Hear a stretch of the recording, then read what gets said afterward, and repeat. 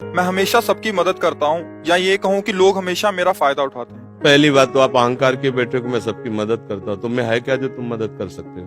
क्या है तुम में मदद कर सकते हो? न तुम्हारे में बुद्धि है, न बल है, न इतने बड़े धनी हो, कुबेर का खजाना तो है नहीं, और बुद्धिमान ब्रह्मा वाली बुद्धि तो है नहीं। तो आप क्या मदद कर सकते हो किसी की? क्या मदद कर सकते हो? व्यर्थ का अभिमान क्यों रखते हो? भगवान कृपा करके यदि किसी को एक लोटा पानी तुमसे पिलवा रहे हैं तो इस बात को ऐसे क्यों नहीं देखते हो कि भगवान कृपा करके इन रूपों में मेरी सेवा स्वीकार कर रहे हैं, मैं मदद। इसीलिए तो तुम्हें क्रोध आ रहा है, क्योंकि कामा संजायते क्रोधा, क्रोधा स्मृति विभ्रमा, स्मृति भ्रंशात बुद्धिनाशो, बुद्धिनाशात प्रणश्यति। तुम ये कामना किए बैठे हो कि मैं दूसरों की सेवा करता हूं और दूसरे मेरी बात नहीं मानते, मेरी ये सेवा नहीं हुई। तुम उनसे सम्मान चाहते हो।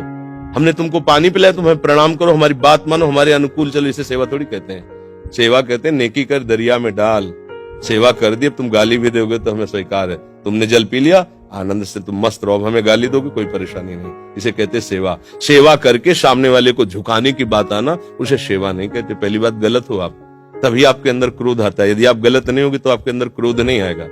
कामा संजायते क्रोधा, कामना है तभी क्रोध का प्रादुर्भाव होता है। क्या कामना है? कि हमने तुम्हारा सहयोग किया, हमने तुम्हारा हित किया और तुम हमारा बुरा करते हो तो क्रोध आ जाएगा।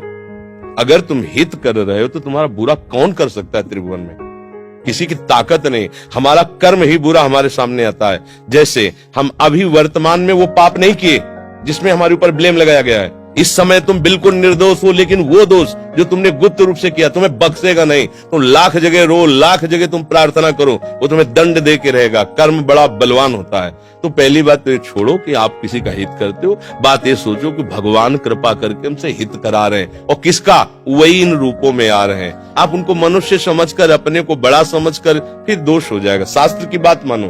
भगवान कह रहे हैं मैत्रः करुण एव च, लेकिन निर्ममो निरहंकारा। सबसे मित्रवत व्यवहार करो, ममता न करो, सबको सुख प्रदान करो, लेकिन अहंकार न करो। ये अहंकार ही तो क्रोध रूप में परिणित हो रहा है भैया। दोष को खुद पकड़े हुए हो, दूसरों पे दोष देखते हो, कैसे सुधार होगा? बात सुनो, यहाँ मुंह छुपरी बात नहीं होगी।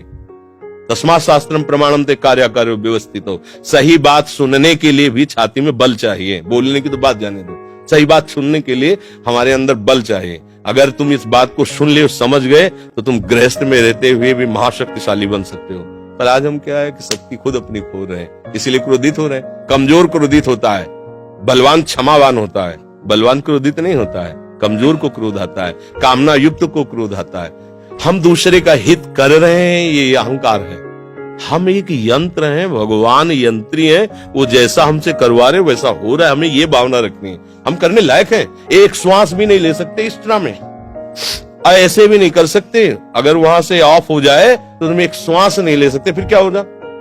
एक कदम नहीं चल सकते, फिर क्या होगा? तो बात समझिए, आपसे जो करवाया जा रहा है वो प्रभु श्री हरि कर रहे हैं। इसी भाव से जब हम चलेंगे तो हमारे कभी गुस्सा नहीं आएगा, कभी गुस्सा नहीं आएगा। आप समझ पा रहे हैं?